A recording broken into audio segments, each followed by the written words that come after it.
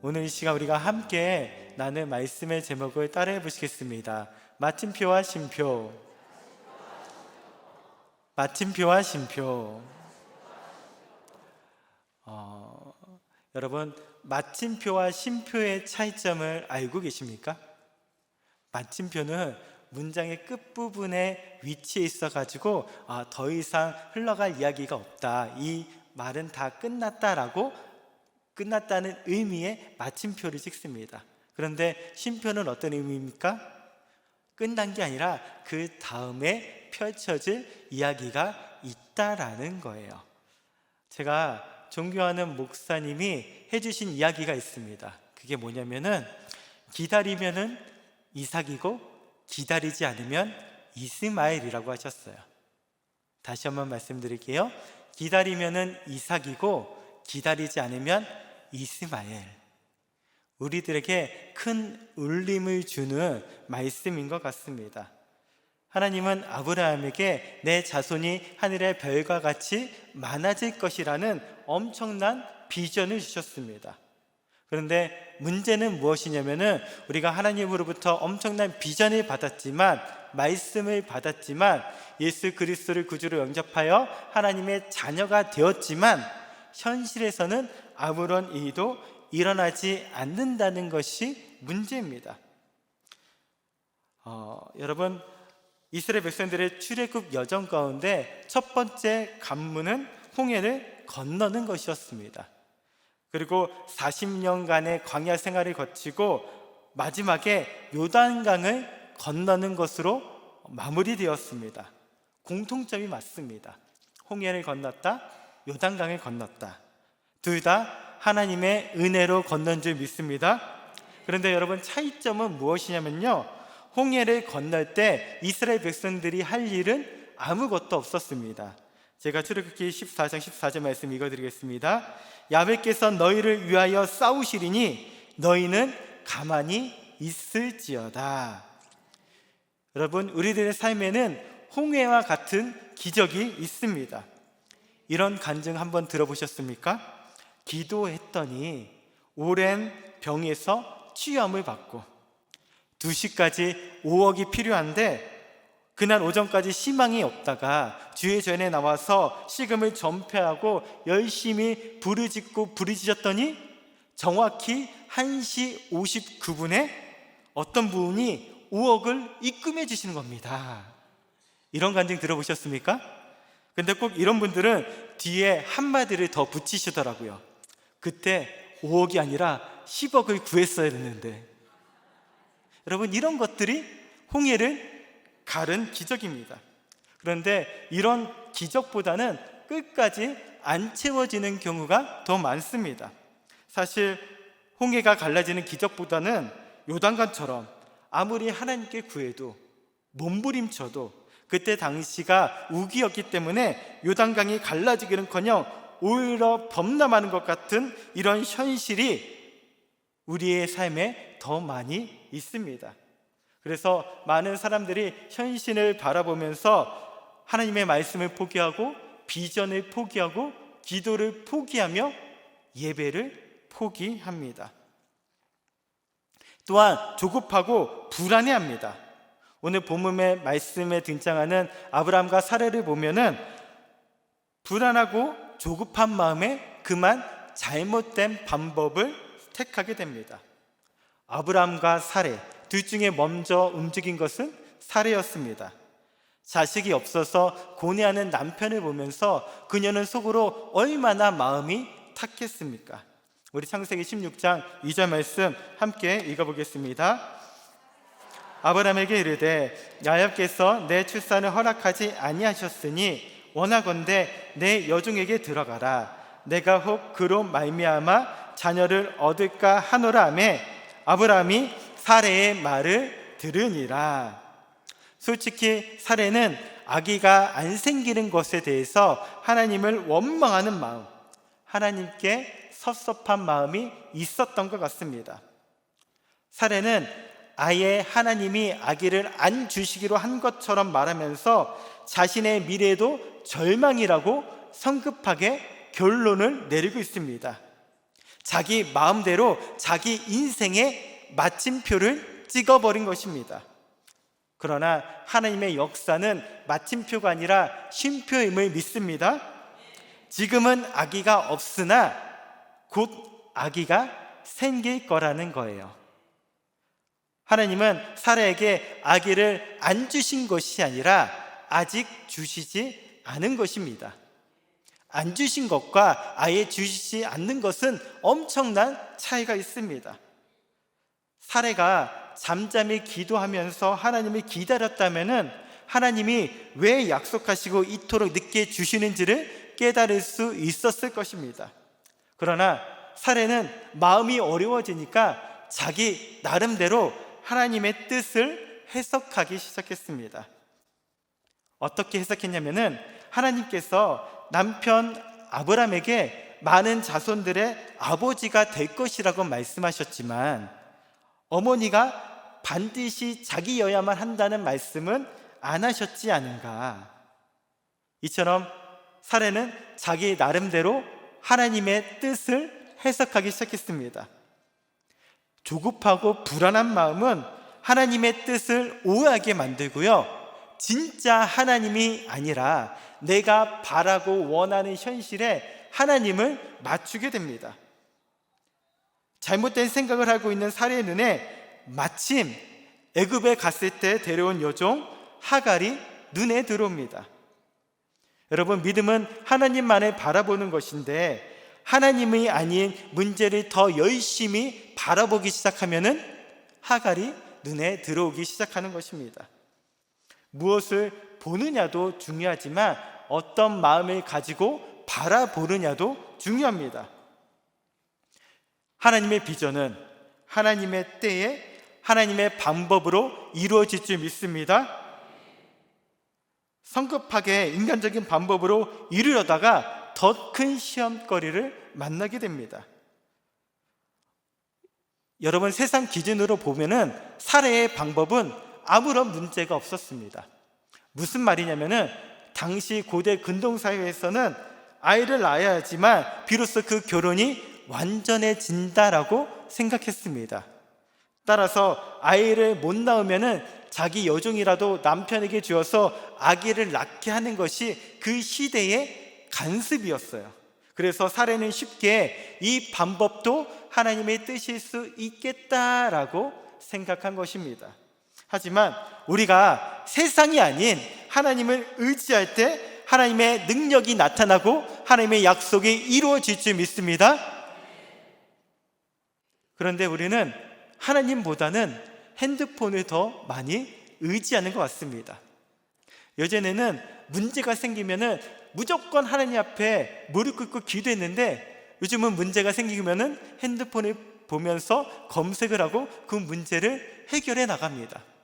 그러니까 당연히 예전보다 오늘날 더 하나님의 역사를 경험하지 못하고 있는 것은 아닌지 우리가 한번 깊이 생각해 볼 필요가 있습니다. 때론 우리는 편법을 써서 잘 풀리는 세상 사람들과 나 자신을 비교하면서 스스로를 비참하게 만듭니다. 여러분, 옆에 있는 사람과 나 자신을 비교하지 말고 하나님의 신실하심을 믿고 기다리시길 바라겠습니다. 시편 37편에 이런 말씀이 있습니다. 우리 다 같이 봉독하겠습니다. 야훼 앞에 잠잠하고 참고 기다리라. 악한 깨를 이루는 자 때문에 불평하지 말지어다. 분을 그치고 노를 버리며 불평하지 말라. 오히려 악을 만들 뿐이라. 진실로 악을 행하는 자들은 끊어질 것이나 야훼를 소망하는 자들은 땅을 차지하리로다. 아멘이십니까? 아멘이십니까? 여기서 말하는 땅은 문자 그대로의 땅을 의미하기도 하지만 성경에서는 땅을 의미할 때 성경에 기록되어 있는 약속을 의미하기도 합니다. 그러니까 하나님을 소망하는 자들은 성경에 기록되어 있는 그 약속의 말씀들을 차지하게 된다는 말씀입니다. 여러분, 상황이 힘들고 불가능해 보이고 이해가 되지 않을 때라도 미리 단정하고 모든 것이 끝났다라고 여기지 마시길 바라겠습니다. 하나님의 역사는 쉼표이지 마침표가 아닙니다. 우리 창세기 16장 4절 말씀 읽겠습니다. 아브라함이 하갈과 동침하였더니 하갈이 임신함에 그가 자기의 임신함을 알고 그의 여주인을 멸시한지라. 여러분, 믿음의 사람이 상황을 해결하기 위해서 성급하게 인간적인 방법을 썼다가 항상 더 큰 문제에 봉착하게 되는 것을 보게 됩니다. 기근을 피해서 애굽으로 갔던 아브라함이 그 땅에서 전혀 새로운 문제를 만나 큰 고통을 겪었듯이 이번에는 하갈이 여주인 사레를 멸시하기 시작했습니다. 여러분, 요즘 젊은이들 사이에서 유행하는 성격 검사가 있는데 뭔지 아십니까? 지난 주일에도 이제 담임 목사님께서 말씀하셨는데 MBTI라는 성격 검사가 있어요. 이 MBTI 중에 T 성향과 F 성향이 있습니다. T 성향은 뭐냐면은 쉽게 얘기하면은 이성적인 사고를 하는 사람들을 말해요.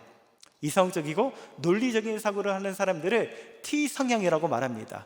그리고 F 성향들은 감정적이고 공감적인 사고를 하는 사람들을 F 성향이라고 합니다. 제가 이 시간 쉽게 여러분들이 F 성향인지 T 성향인지 알 수 있는 예시가 있어서 소개해 드리도록 하겠습니다. 예시예요? 한번 여러분 제가 하는 말을 듣고 곰곰이 생각해 보시길 바라겠습니다. 제가요, 지난주에 너무 힘들어가지고 집에 가는 길에 빵을 하나 사다가 먹었어요. 자, 이 얘기를 듣고 여러분 어떤 생각이 드십니까? 혹시 지난주에 목사님이 어떤 힘든 일이 있었길래 빵을 사가지고 가셨을까? 얼마나 힘들었을까? 라고 생각하시는 분들이 계시다면은 F 성향입니다. 감정적이고 공감적인 거죠. 근데 과연 목사님이 지난주에 힘드셔가지고 어떤 빵을 사갔을까? 어떤 빵을 사가지고 집으로 갔을까? 이렇게 생각하는 사람이 T 성향이에요. 논리적이고 이성적인 사고를 하는 사람들입니다. 제가 왜 이런 말씀을 드리냐면요, 제가 T 성향이에요. 논리적이고 이성적인 사람이 하나님의 말씀을 믿고 주님의 종이 된 것은 하나님의 놀라운 은혜인 줄 믿습니다. 이러한 T 성향을 가진 제가 이 사건을 바라봤을 때 문제는 누구에게 먼저 있었어요? 아브람과 사례 중에 누구에게 먼저 있었어요? 사례에게 먼저 있는 것 같아요. 사례는 남편에게 먼저 화풀이를 합니다. 우리 창세기 16장 5절 말씀입니다. 사례가 아브람에게 이르되 내가 받는 모욕은 당신이 받아야 옳도다. 내가 나의 여종을 당신의 품에 두었거늘 그가 자신의 임신함을 알고 나를 멸시하니 당신과 나 사이에 야훼께서 판단하시기를 원하노라. 무슨 말이에요? 이것은 다 당신 책임이다 라는 뜻입니다. 흥분한 사례는 자기가 먼저 원인 제공을 했음에도 불구하고 아브람에게 하나님 앞에서 자잘못을 가리자라고 요구하고 있는 것입니다. 사례의 항해에 놀란 아브라함은 황급하게 그녀에게 모든 일을 처리할 수 있는 전권을 줘버립니다. 전권을 줬다는 것이 무슨 뜻이냐면은 그 당시에는 가부장의 권위가 절대적이었기 때문에 누군가를 징계하려면은 가장의 허락이 있어야만 했습니다. 그러니까 정권을 받은 사례는 마음을 놓고 하갈에게 본때를 보여줬고 하갈은 견디다 못해 도망치게 되었습니다. 창세기 16장 6절 말씀입니다. 아브람이 사례에게 이르되 당신의 여종은 당신의 수중에 있으니 당신의 눈에 좋을 대로 그에게 행하라 하매 사례가 하갈을 학대하였더니 하갈이 사례 앞에서 도망하였더라. 하갈은 사례의 학대를 견디다 못해서 도망가다가 광야의 샘물 곁, 곧 오아시스 곁에서 숨을 돌립니다. 여러분, 하나님의 사랑이 얼마나 크고 놀라운지요, 아무것도 아닌 이방 여종에 불과한 하갈을 사랑하셔서 직접 찾아와 말씀하십니다. 우리 창세기 16장 8절 말씀 읽겠습니다. 이르되 사레의 여종 하가라, 내가 어디에서 왔으며 어디로 가느냐? 그가 이르되 나는 내 여주인 사레를 피하여 도망하나이다. 여러분, 상담 치료 요법 중에 인지 행동 치료라는 것이 있습니다. 이것이 뭐냐면은 잘못된 생각을 교정하고 잘못된 행동을 교정하는 방법입니다. 성경과 인문학인 상담이 분리되는 것이 아니라 그 모든 것이 성경으로부터 흘러나왔다는 거예요. 하나님은 먼저 사레의 생각을 고치십니다. 하나님은 하갈이 누구인지를 정확하게 알고 계셨습니다. 사레의 여종이라고 말씀하신 것은 하갈이 임신함으로써 잠시 교만해져서 자신의 신분을 망각하고 주인을 무시함으로써 이런 일이 벌어졌다라는 거예요. 이어서 내가 어디에서 왔으며 어디로 가느냐고 물으십니다. 여러분, 정말 하나님께서 하갈이 어디로 가는지 몰라서 물으셨겠습니까? 아담에게 아담아 내가 어디 있느냐라고 물으셨던 것처럼 이번에도 다 알고 계시면서 물으십니다. 이 질문에는 하갈 자신에게 스스로의 인생을 되돌아보게 하려는 하나님의 선하신 뜻과 계획하심이 담겨 있습니다. 그가 이르되 나는 내 여주인 사레를 피하여 도망하나이다. 하갈은 비로소 사레를 다시금 자신의 여주인으로 인정하게 되었습니다. 생각이 바뀌게 된 거죠. 시련과 아픔이 잠시 오만해져서 망각했던 자신의 위치를 깨닫게 해주었습니다. 사레가 학대에서 도망쳤다고는 하지만 하갈도 아기가 생겼다고 해서 잠시나마 주인을 멸시했던 죄를 지었던 것입니다. 우리 창세기 16장 9절 말씀입니다. 다 같이 읽겠습니다. 야훼의 사자가 그에게 이르되 내 여주인에게 돌아가서 그 수하에 복종하라. 이제 생각을 변화시켰으니까 그 다음은 무엇을 변화시켜야 될까요? 행동을 변화시키는 거예요. 제가 사업장 예배를 드리러 가면은 성도님들에게 거듭해서 강조하는 것이 있습니다. 그게 뭐냐면은 예배의 자리를, 기도의 자리를 쉽게 포기하지 말라는 거예요. 정말 사업을 시작하기 전에는 하나님 앞에 열심히 기도하고 예배 자리에 참석하면서 하나님의 도우심을 구합니다.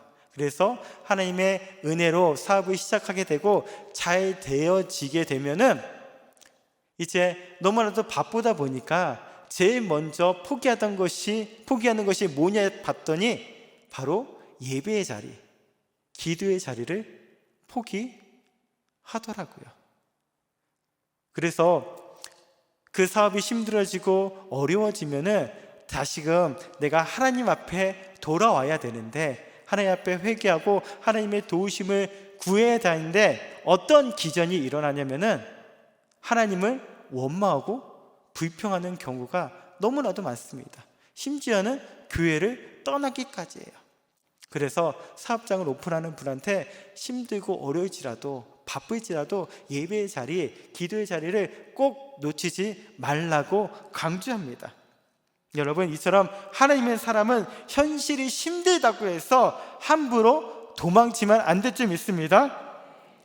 오늘 본문 말씀 보면은 하나님은 하갈에게 내 여주인에게로 돌아가라고 하십니다. 그녀는 순간 자신의 길을 의심했을 것입니다. 새로운 도피처를 주는 것이 아니라, 안전한 곳에 예비해 주는 것이 아니라 지긋지긋한 사례의 학대가 기다리는 곳으로 돌아가라니. 그러나 하나님은 현실을 도피하지 말라고 거듭해서 말씀하십니다. 또한 하나님은 사례에게 돌아가는 것 정도가 아니라 그 권위에 복종하라고 하십니다. 여러분, 축복의 열쇠는 순종임을 믿습니다. 순종하는 사람에게 하나님께서는 놀라운 축복을 허락해 주십니다. 밤새 그물을 내려도 아무런 수확이 없었지만 같은 조건이라 해도 말씀에 순종하여 그물을 내리면은 배에 넘칠 만한 고기가 잡히게 되는 것입니다. 이때까지 계속 실패했던 장소를 할지라도, 포기했던 기도를 할지라도 하나님과 다시 시작해 보시길 바라겠습니다. 기적이 시작될 것입니다. 창세기 16장 11절 말씀 읽겠습니다. 야훼의 사자가 또 그에게 이르되 내가 임신하였은즉 그 이름을 이스마엘이라 하라. 이는 야훼께서 내 고통을 들으셨음이니라. 비록 불신으로 인해 생긴 아들이었지만 하갈의 자식에게도 하나님은 은혜를 베풀어 주셨습니다. 이스마엘이라는 이름도 하나님께서 직접 지어주셨습니다. 하나님께서 내 고통을 들으셨다라는 뜻의 아주 좋은 이름입니다. 하나님은 하갈의 아들에게도 아브라함의 후손에게 준 것과 같은 똑같이 번성하는 축복을 주셨습니다. 우리 창세기 16장 10절 말씀입니다.